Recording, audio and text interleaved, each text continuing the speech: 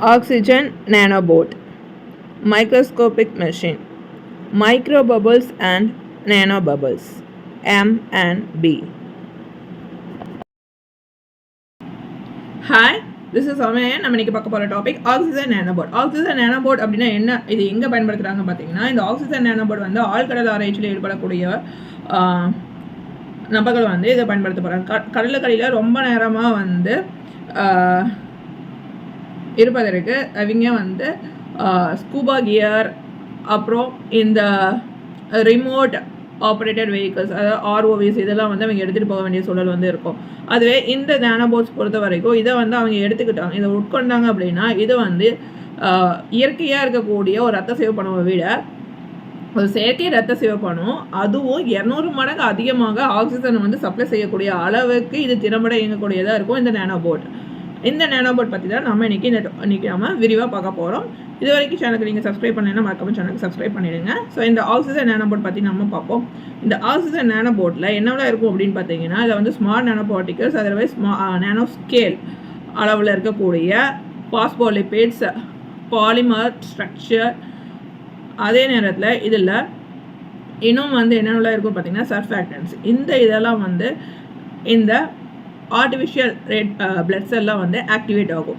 இந்த artificial red blood cell வந்து இந்த ரெட் பிளட் செல்லில் நார்மலாக வந்து ஒரு ஆர்பிசியில் இருக்கக்கூடிய ஹீமோக்ளோபின் தான் வந்து ஆக்சிஜனை வந்து எடுத்து செல்லக்கூடியதாக இருக்கும். ஆக்சிஜனை சேமிச்சுட்டு அந்த ஆக்சிஜனை வந்து எந்தெந்த செல்களுக்கு தேவையோ அது வந்து ரத்த ஓட்டத்தின் மூலமாக வந்து எடுத்து செல்லும். இப்போது இதை வந்து ஒரு நபர் வந்து உட்கொள்கிறாங்க அப்படின்னா அவன் உட்கொண்டதும் இது இந்த ரத்த ஓட்டத்தில் வந்து டைரெக்டாக வந்து இன்ஜெக்ட் பண்ணிடும், டைரெக்டாக வந்து அதில் போய் கலந்துடும். அப்படி கலக்கும் போது இது ஆர்பிசிஎஸ் சடனாக வந்து ரியாக்ட் ஆகும். ரியாக்ட் ஆகும் போது என்னென்னா டைரெக்டாக எந்தெந்த டிஷ்யூஸ்க்கு வந்து இது வந்து ஆக்சிஜனை கொண்டு போய் செலுத்தணுமோ அந்தந்த செல்களுக்கு வந்து இந்த ஆக்சிஜனை வந்து எடுத்து செலுத்தும். இது குறிப்பாக இந்த ஹைபாக்சியா பேஷன்ஸ் அவங்களுக்கு வந்து இது ட்ரீட் பண்ணுறதுக்காக இது வந்து பயன்படுத்திட்டு இருந்தாங்க. ஹைபாக்சியா பேஷன்ஸ் வந்து இது ஃபஸ்ட்டு வந்து இந்த நேனோபோட்ஸ் வந்து யாருக்கு வந்து டெஸ்ட் பண்ணியிருக்காங்க அப்படின்னு பார்த்தீங்கன்னா, ஹைபாக்சியாவில் பாதிக்கப்பட்ட விலங்குகளுக்கு வந்து இதை வந்து பயன்படுத்தியிருக்காங்க. ஹைபாக்சியா அப்படின்னா என்ன அப்படின்னா, அந்த ஆக்சிஜனை வந்து திசுக்களுக்கு வந்து சப்ளை செய்ய முடியாத பட்சத்தில் இந்த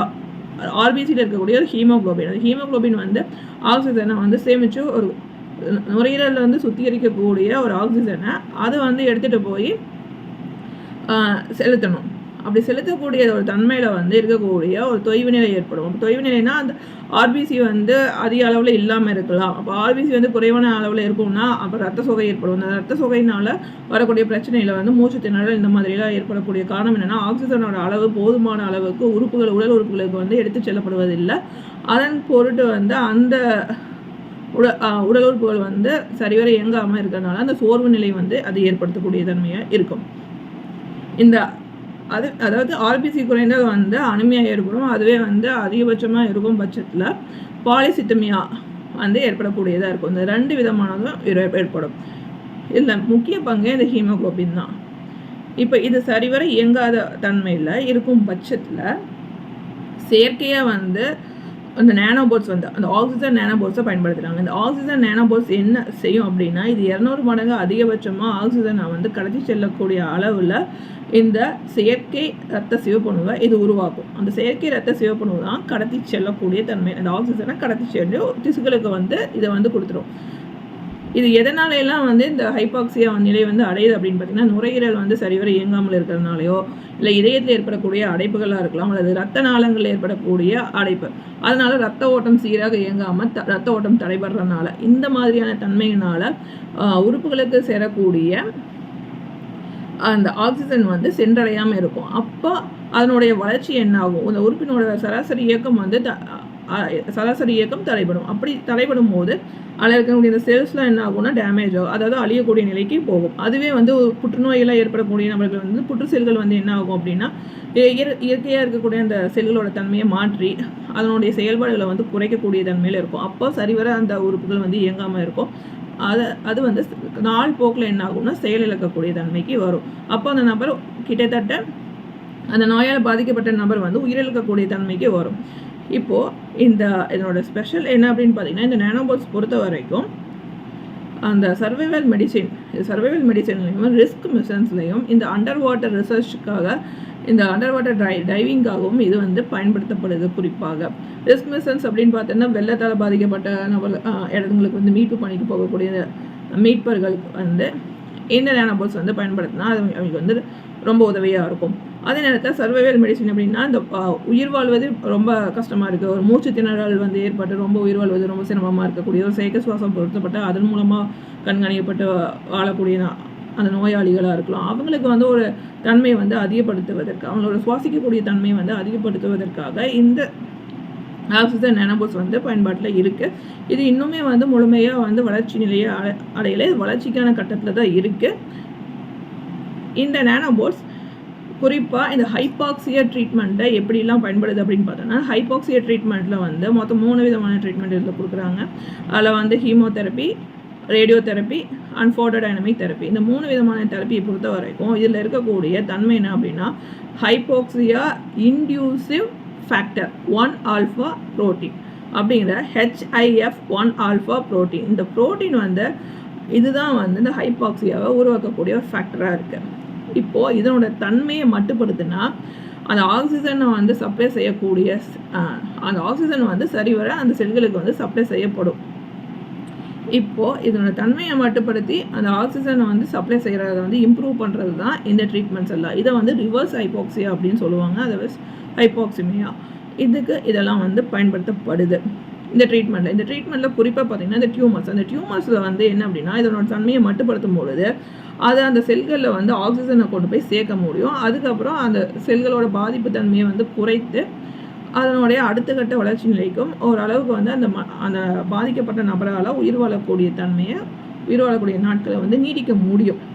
அதுதான் இதனுடைய பயன்பாட்டில் இருக்கக்கூடிய ஒன்று. இந்த ஹைபாக்சியா இதில் இருக்கக்கூடிய பாதிக்கப்பட்ட அனிமல்ஸ்க்கு இந்த ட்ரீட்மெண்ட் வந்து இந்த நானோபோட்ஸை வந்து கொடுத்து டெஸ்ட் பண்ணியிருக்காங்க. அதுக்கப்புறம் இந்த ஆழ்கடல் ஆராய்ச்சிகளில் ஈடுபடக்கூடிய நபர்களுக்காக இதை வந்து பயன்பாட்டுக்கு கொண்டு வந்திருக்காங்க. அதனால் இந்த ROVs, இந்த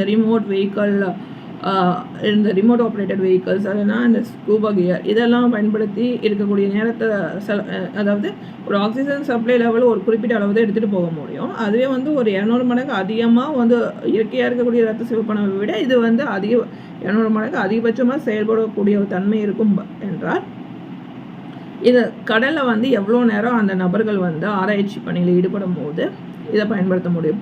குறிப்பாக கடலுக்கு அடியில் ஆழமான பகுதியில் இருக்கக்கூடிய அந்த அகழிகளுக்குள்ளே வந்து அவங்க ஆராய்ச்சிக்காக போகும்போது ரொம்ப நேரம் அதற்குள்ளே இருக்க மாதிரி இருக்கும். அப்படி இருக்கும்போது இன்னுமே அந்த இடங்களில் வந்து சுவாசிக்கக்கூடிய தன்மை ஆக்சிஜன் லெவல் ரொம்ப கம்மியாக இருக்கும்.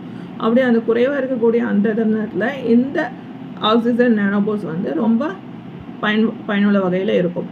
இதனுடைய முக்கிய நோக்கமே என்ன அப்படின்னா, அறுவை சிகிச்சையின் போது அந்த நோயாளிகள் இறக்கக்கூடிய ஒரு அறுவை சிகிச்சையின் போது பார்த்திங்கன்னா இந்த நோயாளிகள் இறப்பதற்கான வாய்ப்புகள் வந்து அதிகமாக இருக்கும். ஏன்னா அதுக்கு அவங்க வந்து சுவாசம் வந்து செயற்கை ஒரு சுவாசம் வந்து பொருத்த வேண்டியதாக இருக்கும். அப்படி இருந்துமே வந்து அவங்களால் வந்து அந்த தருணத்தில் வந்து அவங்களால் வந்து ஒரு சுவாசம் சீராக கிடைக்க முடியல அப்படிங்கிறதுக்காகவே இறக்கக்கூடிய நபர்கள் வந்து அதிகபட்சமாக இருப்பாங்க. அந்த மாதிரி இருக்கக்கூடிய இறப்புகளை வந்து குறைப்பதற்காகவும் இந்த நானோபோட்ஸ் கண்டுபிடிக்கப்பட்டிருக்கு. இன்றைக்கி நாம் ஆக்சிஜன் நானோபோட்ஸ் அப்படின்னா என்னங்கிறத நம்ம தெரிஞ்சுக்கிட்டோம். அடுத்து வேற ஒரு டாபிக் பற்றி நம்ம நெக்ஸ்ட் வீடியோவில் டிஸ்கஸ் பண்ணுவோம். உங்களிடமிருந்து விடைபெறுவது Soumya and signing out. Soumya and bye. Thanks for வாட்சிங். இந்த வீடியோ பிடிச்சிருந்தால் லைக் பண்ணுங்கள், மறக்காமல் சேனலுக்கு சப்ஸ்கிரைப் பண்ணுங்கள்.